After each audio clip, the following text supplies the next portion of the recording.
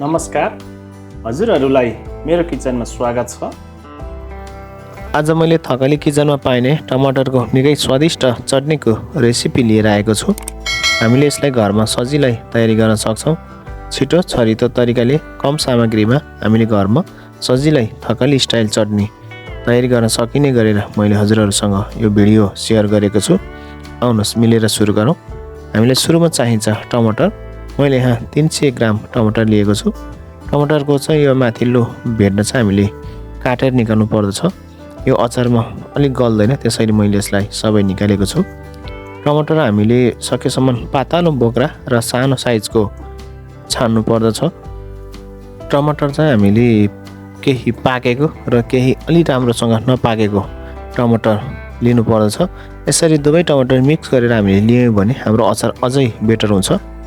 अब हामीले टमाटरलाई मसिनो हुने गरेर काट्नु पर्दछ। यसरी हामीले टमाटरलाई मसिनो बनाएर काट्यौँ भने हाम्रो अचार चाँडै पाक्ने र ग्यासको पनि बचत, समयको पनि बचत हुन्छ। त्यसैले यसलाई हामीले मसिनो हुने गरेर काट्नु पर्दछ। यसलाई काटिसकेपछि हामीले एउटा बाउल अथवा प्लेटमा उठाउनु पर्दछ।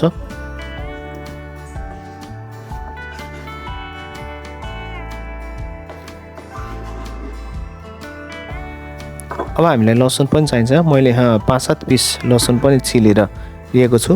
लसुनलाई पनि हामीले मसिनो हुने गरेर चप गर्नु पर्दछ। टमाटरको चटनीमा लसुनको फ्लेभर चाहिँ निकै स्वादिष्ट हुन्छ। यदि हजुरहरूले लसुन खानुहुन्न भने यसलाई स्किप गर्न पनि सक्नुहुन्छ।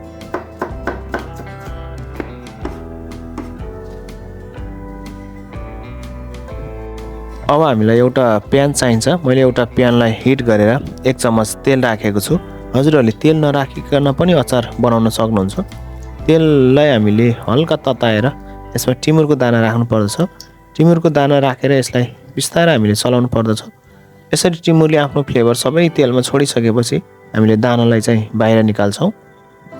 यदि हजुरहरूले तेल राख्न चाहनुहुन्न भने सिधै लसुन र टमाटर राखेर पकाउन सक्नुहुन्छ। र मैले अघि चप गरिराखेको यसमा लसुन पनि एड गरेँ।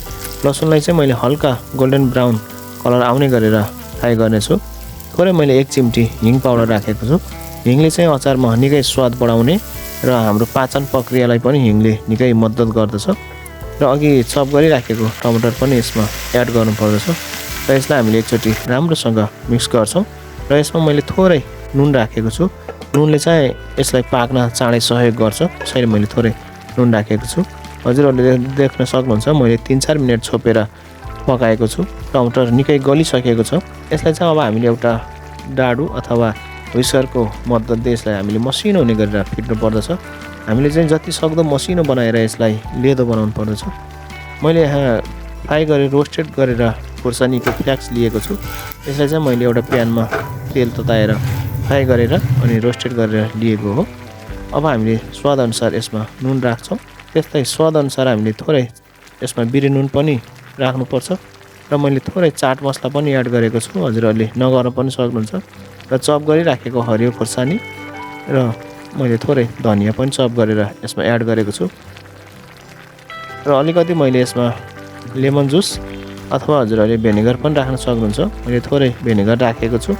र यसलाई एकचोटि हामीले राम्रोसँग मिक्स गर्नुपर्दछ। हजुरहरूले देख्न सक्नुहुन्छ अचार चाहिँ पुरै लेदो भएको छ। यसले चाहिँ हजुरहरूले मिक्सरमा राखेर नपिस्नु होला। मिक्सरमा राखेर हामीले यदि अचारलाई पिस्यौँ भने हाम्रो अचारको टेस्ट चाहिँ लगभग 50% नै लेस हुन जान्छ।